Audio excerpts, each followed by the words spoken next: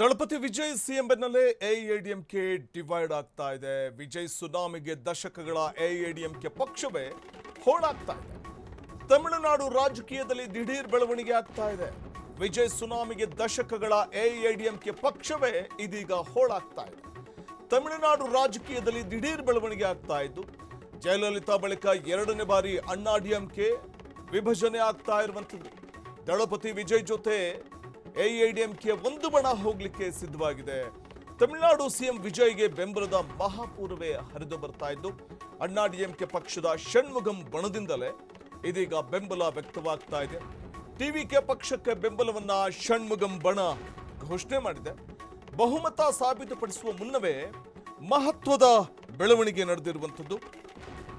So ಹಾಗಾಗಿ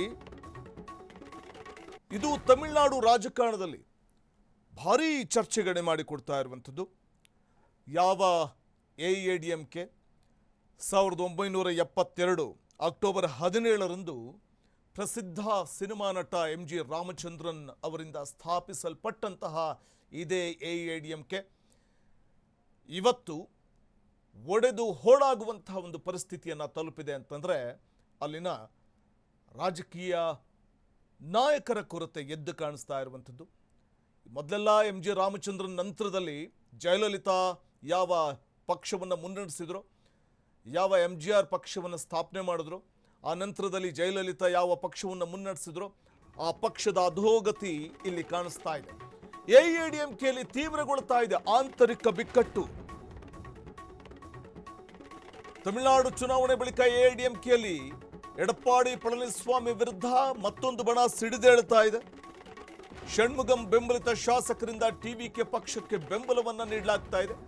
ಸುಮಾರು 30ಕ್ಕೂ ಹೆಚ್ಚು ಶಾಸಕರು ವಿಜಯ್ಗೆ ಸಪೋರ್ಟ್ ಮಾಡ್ತಾ ಇದ್ದಾರೆ. ಎಐಎಡಿಎಂಕೆಯಲ್ಲಿ ಆಂತರಿಕ ಬಿಕ್ಕಟ್ಟು ತಲೆದೋರ್ತಾ ಇದ್ದು, ತಮಿಳುನಾಡು ಚುನಾವಣೆಯ ಬಳಿಕ ಕಂಡು ಬರ್ತಾ ಇರುವಂತಹ ಬೆಳವಣಿಗೆ ಇದು.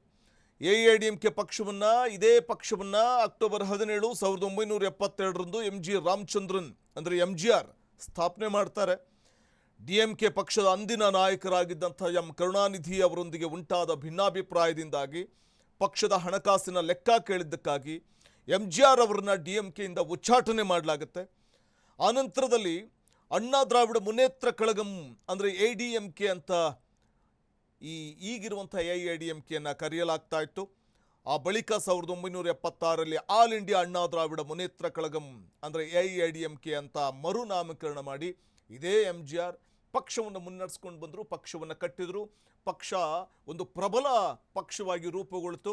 ಹಾಗಾಗಿ ತಮಿಳುನಾಡಲ್ಲಿ ಒಂದು ಬಾರಿ ಡಿಎಂಕೆ ಅಧಿಕಾರಕ್ಕೆ ಬಂದರೆ ಮತ್ತೊಂದು ಬಾರಿ ಅವಧಿಗೆ ಎಐಎಡಿಎಂಕೆ ಅಧಿಕಾರಕ್ಕೆ ಬರ್ತಾ ಇತ್ತು. ಆ ಪರಿಯಾದಂಥ ಒಂದು ಪ್ರಾದೇಶಿಕ ಪಕ್ಷಗಳ ಪ್ರಬಲ ಪೈಪೋಟಿಯನ್ನು ನಾವಲ್ಲಿ ಕಾಣಬಹುದಾಗಿತ್ತು.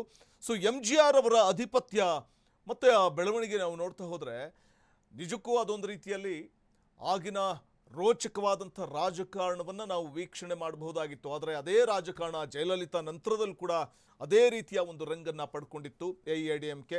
ಆದರೆ ಜಯಲಲಿತಾ ನಂತರದಲ್ಲಿ 2016ರಲ್ಲಿ ಜಯಲಲಿತಾ ನಿಧನ ಹೊಂದುವವರೆಗೂ ಕೂಡ ಪಕ್ಷದ ಮೇಲೆ ಒಂದು ಹಿಡಿತಾ ಇತ್ತು. ಆದರೆ ಅದೇ ಆ 10 ವರ್ಷದ ಈ ನಡುವಣ ಅಥವಾ 10 ವರ್ಷದ ಈ ಅವಧಿಯಲ್ಲಿ ಎಐಎಡಿಎಂಕೆ ಇವತ್ತು ಇಬ್ಬಾಗದ ಪರಿಸ್ಥಿತಿಗೆ ಬಂದು ನಿಂತಿದೆ. 2016ರಲ್ಲಿ ಜಯಲಲಿತಾ ನಿಧನ ಹೊಂದ್ತಾರೆ, 2026ರಲ್ಲಿ ಎಐಎಡಿಎಂಕೆ ಹೋಳಾಗ್ತಾ ಇದೆ. ಇದು ನಿಜಕ್ಕೂ ವಿಪರ್ಯಾಸನೇ ಸರಿ ತಮಿಳುನಾಡಿನ ರಾಜಕಾರಣದಲ್ಲಿ.